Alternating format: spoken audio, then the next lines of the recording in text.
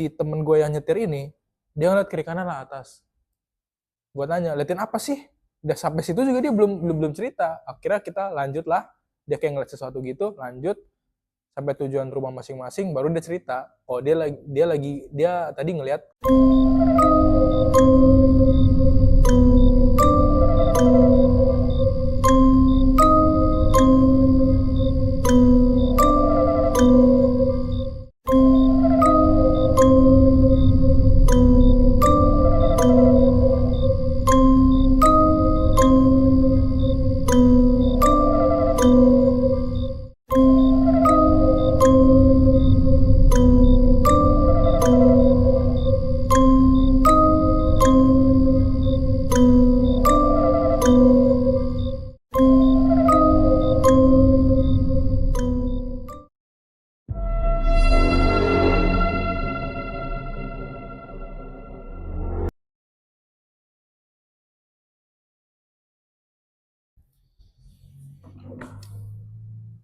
Halo Sobat Spill, gue Niril. Hari ini gue mau ceritain pengalaman horor gue pas lagi camping di suatu gunung.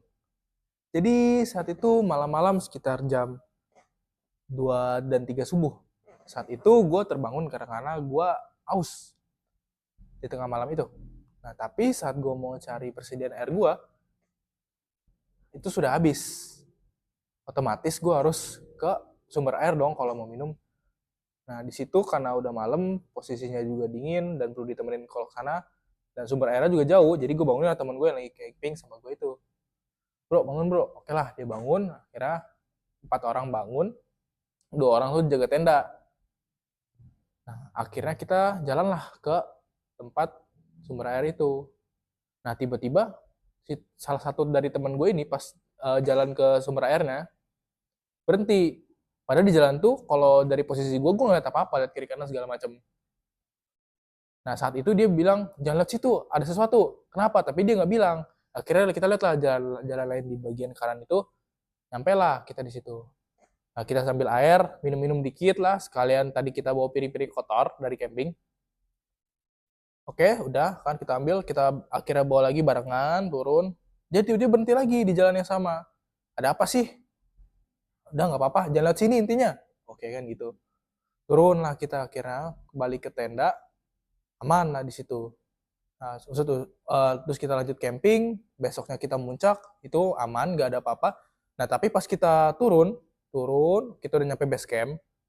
Nah, temen gue ini cerita yang tadi ngeliat, itu ada apa sih?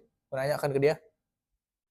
Tadi tuh sebenarnya ada kuntilanak merah di depan kita. Hah, emang iya? Gitu kan.